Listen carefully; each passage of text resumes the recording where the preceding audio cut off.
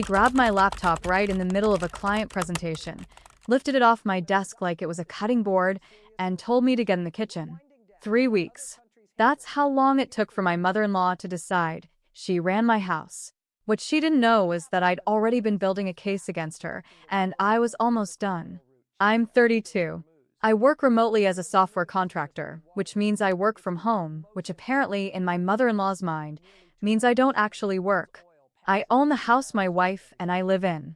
Bought it 2 years before we even got married. That detail is going to matter a lot later, so hold on to it. My wife is sharp, level-headed, and I married her fully aware that her mother was, as they say, a lot. But a lot is what you say about someone who talks too loud at restaurants. What I was about to live through needed its own vocabulary. It started when my mother-in-law called saying her lease was ending and she needed somewhere temporary. 6 weeks, she said. My wife gave me the eyes, you know the ones, and I said yes. Because I love my wife. Because I hadn't slept enough that week. Probably both. It'll be fine, my wife said. She's not that bad when you give her space. She took over the entire couch cushion situation within 4 hours of arriving, I said. My wife laughed. I did not. Week 1 wasn't terrible. She cooked a couple of dinners, kept mostly to herself, and only commented on my work setup twice. Once to say my monitors were too many, and once to say my chair looked uncomfortable, which, coming from her, felt more like a threat than concern. Week 2 is when things shifted. She started leaving dishes in the sink specifically after I'd just cleaned it. Not forgetting. I mean, she would watch me wipe down the counter, wait until I walked away, and then place a single cup in the center of the sink. I noticed it the third time. I said nothing. I noted it. Then the comments started. This floor needs mopping. You should reorganize that pantry. Always directed at me. Always while my wife was at work. Never once to my wife when she was home. One morning I was mid-call, paid client work, screen shared, camera on, and she walked into my home office without knocking, stood in front of my desk, and said, loud enough to be picked up by my microphone, "Are you going to make lunch today, or am I supposed to starve?" I muted myself, looked at her, and said, "I'm working. There's food in the fridge." "That's not cooking," she said. "That's being lazy." "I'll finish this call, and we can talk," I said. She left. My client graciously pretended not to hear any of it. When the call ended, I sat there for a moment and realized this woman genuinely believed I was the house staff, not the son-in-law, the help. That was Tuesday. By Thursday, she called my wife at work to say I was distant and rude and not making her feel welcome. My wife came home tense. I explained what actually happened. She believed me, but said gently, "Can you just try a little harder? For me?" I said sure. I made dinner that night. My mother-in-law sat down, examined the plate, and said, "My daughter never eats this kind of food." My wife, eating the food, said, "Mom, it's good." Her mother said, "I'm just saying." I briefly considered framing that plate and labeling it unappreciated effort, oil on ceramic, 2024. Dark humor is a coping mechanism. I was coping heavily. By the end of week 2, I had started a log. Not an emotional, venting journal, a factual, time-stamped log. Dates, times, direct quotes, descriptions of incidents. I work in software. Documentation is basically a religion for me. I didn't know exactly what I was building toward yet, but I knew something was coming. I just didn't know how fast. Then my wife mentioned, casually, that her mother had suggested we could make the home office a proper guest room since I could work from anywhere anyway. I went very still. "She said that to you?" I asked. "She just brought it up as an idea." "That room is where I earn the income that pays this mortgage," I said. "On the house I own." My wife said she'd talk to her mother. She did. Whatever that conversation was, it didn't stick. Because the next morning I came downstairs to find a decorative chair had been moved into my office. Just placed there, like she was staging a real estate listing. I moved it out. She moved it back. I moved it out. She moved it back. We did this 4 times over 2 days, without a single word exchanged. It was the most prolonged passive-aggressive standoff of my adult life, And I once didn't speak to my brother for 6 months over a video game. So that bar was not low. Then she grabbed my laptop. I need you to understand the full picture of what she was actually trying to do, because this wasn't just about a chair or dirty dishes or unsolicited commentary on my cooking. My mother-in-law had a plan. I didn't see its full shape until later, but every move she made had a direction. She wanted my wife to see me as the problem. It was subtle enough that I almost missed it. She timed her complaints for the exact moment my wife walked in the door, never calling during the day, always in person, always at that threshold moment when my wife was tired from work and her defenses were low. She'd say things like, "Your husband was in that office all day. I didn't want to disturb him," with just enough weight on the word disturb to suggest something was wrong. She'd also tell my wife she'd handled things around the house because I seemed busy. Tasks I hadn't asked her to do, framed like she was covering for my neglect. She fixed the curtain rod. My wife told me one evening, "I was going to do that this weekend," I said. "She said she mentioned it to you, and you didn't respond." "She never mentioned it to me," I said. My wife's expression wasn't accusatory, but it wasn't fully trusting either. And that was precisely the goal. Not to blow things up outright, just to quietly erode my wife's confidence in me, to make herself necessary and make me look absent. She also worked the financial angle. She mentioned casually, multiple times, that the house is big enough for three and that rent out there was impossible right now. She never asked directly. She planted seeds and watered them with sighs. Honestly, the operational discipline was impressive, like watching a very slow, very annoying chess player. One afternoon, I came downstairs for water and heard her on the phone. She hadn't heard me come down. She was saying, "He doesn't do anything around here." I don't know how she puts up with it. I stood there for 3 full seconds. Then I walked back upstairs, sat at my desk, and added a new entry. Date. Time. Direct quote. Witness me. The chair situation evolved into something more deliberate. She started leaving belongings in my office. A cardigan, a magazine, a mug that said "blessed" in large letters, which given the context was genuinely the funniest thing that had happened in weeks. Each item was a small territorial flag, planted silently, daring me to make it a confrontation. I made no confrontation. I photographed everything instead. "Why are you so calm about this?" my friend asked over the phone one night. "Because losing it is what she wants," I said. "If I blow up, I'm the villain. I'm proving her right. So, what's the plan?"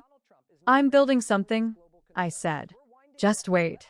The most calculated move she made, and this one actually gave me a grudging respect for the craft of it, was going through my mail. She didn't open anything. She moved things. I'd leave packages or documents on the kitchen counter and come back to find them relocated. Once, a contract I needed to review was missing for 2 full days. I found it under a stack of her magazines on the end table. She said she'd moved it to clear up space. I documented it. Said nothing. Then she activated the extended family. My wife's aunt called to say she'd heard things weren't going great at home and that family needed to support each other. My wife was confused. I was not. My mother-in-law had been making calls, framing the story, building allies before whatever her next move was going to be. She was assembling a coalition. Inside my house. Rent-free. "Did you say something to your aunt?" my wife asked. "I've never spoken to your aunt in my life," I said. "She said Mom mentioned." I know what she said. I kept my voice even. "I need you to hear me right now. Your mother is running a coordinated campaign against my credibility in this household. I have been documenting every incident since week 2. Every comment, every moved item, every timed complaint. I have photos. I have dates. I haven't said anything because I wanted the full picture first." My wife went quiet. "You've been documenting?" she asked. 15 pages. 11 days, I said.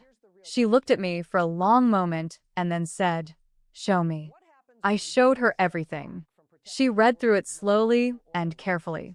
When she looked up, she said, "I didn't realize how calculated this was." That was the point, I said. "You weren't supposed to." That night my wife and I got aligned in a way we hadn't been in weeks. We agreed, A direct conversation with her mother, a hard deadline for departure, clear expectations. We'd sit down with her together the following evening. We never made it to that conversation, because the next morning she grabbed my laptop. I was 30 minutes into a live client presentation. Screen shared, camera on, three stakeholders from the company reviewing a software integration I'd spent 6 weeks building. This was not a casual check-in. This was the call that either renewed a contract that represented a significant piece of my annual income or ended the business relationship entirely. She walked in without knocking. I had a "Do Not Disturb" on call sign on the door. Not a figurative sign, a literal printed, laminated sign I had made after the first incident. She passed it without a glance, like it was a decorative seasonal wreath. "I need you in the kitchen," she said, fully audible to the clients on the other end. I kept my expression level, held up one finger, the universal hold-on signal, and said to the screen, "Excuse me one moment." I muted the audio, kept the camera on, looked at her. "I am in the middle of a paid client presentation," I said, low and steady. "Whatever it is, it waits." "It doesn't wait," she said. "The stove needs cleaning, and I don't know where you keep the supplies." I stared at her. The stove. She had walked through a laminated warning sign to interrupt a professional client meeting because of the stove. "Under the sink," I said. "Same as every other kitchen in America. Please leave this room." She crossed her arms. "You sit in here all day while I handle everything out there. You have to cook and clean. That's what you owe this family. You're not doing your part." And then she grabbed the laptop. Not closed it. Grabbed it. Physically lifted it off my desk mid-presentation and began moving it toward the couch like it was a library book being reshelved. My clients' faces were still on the screen. They watched this happen. I stood up. Something that had been held tightly in check for 3 solid weeks made a calm, final decision. I walked over, took the laptop back without a word, returned to my desk, unmuted, and said to my clients, evenly and professionally, "I sincerely apologize for the interruption. A personal matter has come up in my home. I'd like to reschedule this presentation. My assistant will reach out today with available times." I ended the call, closed the laptop gently, set it down. Then I turned around. "Pack your things," I said. "Excuse me?" The indignation on her face was extraordinary. "You have repeatedly disrupted my work. You have run a disinformation campaign against me to my wife and her family. You've gone through my mail. You've moved my belongings. And you just physically removed my work equipment during a live client meeting. This is my house. I am asking you to leave." "You can't throw me out," she said. "This is my daughter's home too. My wife and I own this home jointly," I said. "She will be calling you in approximately 20 minutes. In the meantime, I'm asking you to start packing." "I'm calling her right now," she said, phone already in her hand. "Please do," I said. I had already texted my wife 3 words. It happened. Now. My wife left work and was in the car before her mother got through to voicemail. She left a message painting me as volatile and threatening. I stood in the hallway and let her record every word of it. My wife arrived 45 minutes later. Her mother started talking immediately, loud, urgent, emotional, getting her version out first. I sat down and said nothing. My wife held up her hand. Silence. She looked at me. "Show me what happened." Here's the thing about the video call platform I use for client meetings. It records automatically on my subscription tier. Standard feature. I had genuinely forgotten about it until that morning. But when she grabbed the laptop, it occurred to me that the call had been running. I opened the laptop and pulled up the recording. We watched 47 seconds of footage. Her entering, the exchange, her hands on my laptop lifting it. My clients' faces clearly visible the entire time. My wife watched it once, then again. Then she looked at her mother and said, very quietly, "You need to go." Her mother opened her mouth. "Mom." I watched it happen. "You need to go." She tried everything on her way out. She cried. She said she was only trying to help and had been misunderstood from the start. She said I'd been cold and hostile and that she'd been walking on eggshells for weeks. She brought up things from my wife's childhood, pressure points saved up over decades, deployed now like emergency flares. She even said, with a clinical sort of calm, that our marriage was clearly troubled and that this moment was a sign. My wife said, "You grabbed his laptop during a work call." I watched the video. I didn't realize it was that serious. He had a sign on the door. He told you directly. I just wanted. Mom. Go. She left slowly, maximizing every step for visible hurt. At the door, she told my wife she hoped she'd realize what she was choosing. My wife closed the door. We stood in the hallway. Neither of us said anything for a moment. "I'm sorry," my wife said. "You believed me when it counted." I said, "That's what matters." Now here's where the story shifts. Because I told you I was building something, and I was nowhere near done. I rescheduled the client call for Thursday, sent a full written apology explaining a home emergency had occurred, and attached the first 30 seconds of the recording, her voice clearly audible in the background, as documentation, in case the disruption had shaken their confidence in my reliability. I wasn't asking for sympathy. I was controlling the narrative before they could fill in the gaps themselves. My client replied within the hour, "We've all had family situations. See you Thursday." Contract renewed. Full value. She had walked through a laminated warning sign and managed to cost herself the entire plan while saving me the contract. Remarkable, in a way. But the real move was about the house. After my wife had her full conversation with her aunt following the blow-up, the aunt, feeling guilty enough to be honest, told her everything. My mother-in-law had been consulting with a family member who had some legal background. The strategy, as it had been laid out to her, was that if she stayed long enough and could demonstrate household contribution, she might be able to establish some form of licensee to tenant status that would complicate removing her. In most states, a guest invited to stay without a lease is considered a licensee, not a tenant. They don't gain tenant protections unless rent is established or certain conditions suggesting tenancy develop over time. We were still within the window, barely, but she had been working toward it deliberately. I called a real estate attorney the next morning. He told me exactly what I needed: a formal written revocation of license to occupy, sent via certified mail to her current known address, which was still our home, and delivered in person where possible. This document would establish on record that she held no tenancy claim, had been asked to vacate, and that any return without express invitation would constitute trespass under state law. My attorney drafted it that afternoon. $150. 3 paragraphs. It closed the legal window she'd been quietly holding open and made clear that the strategy she'd been running had been identified, documented, and legally addressed. She called my wife, furious. He lawyered up over a family disagreement. He protected his home, my wife said. Those are different things. Then I addressed the reputation campaign. No dramatic group messages, no public statements. My wife called her aunt, the one who had been pulled into the coalition, and walked through the full documented timeline calmly and factually. The aunt, who was decent enough to be embarrassed by her own participation, corrected the record. Family gossip travels fast in both directions. Within 10 days, the narrative had fully reversed through the same network my mother-in-law had used to build it. She had spent 3 weeks positioning herself as a helpful, put-upon houseguest being mistreated by an ungrateful son-in-law. By the end of week 4, the same people she'd recruited to that story had seen the video, knew about the attorney's letter, and understood the tenant claim strategy she'd been running. The coalition dissolved faster than it had formed. She called once more about 2 weeks later, asked to talk. My wife took the call privately and came out afterward and said she apologized. I think she meant it, mostly. What does mostly mean?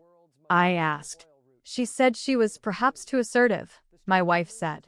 I'll give the woman full credit. Describing what she did as perhaps too assertive is the cleanest piece of spin I have ever heard in my life. She genuinely missed her calling in crisis communications. My wife and I are better than okay. Something about surviving a coordinated 3-week home invasion by a woman armed with guilt, a blessed mug, and a loose legal strategy either breaks a marriage or welds it. Ours got welded. My mother-in-law and I are not close, and I hold no illusions that we ever will be. But the last time she visited, she knocked before coming in. Progress. If this story hit close to home, subscribe because apparently you also know what it's like to have your personal boundaries treated like a polite suggestion.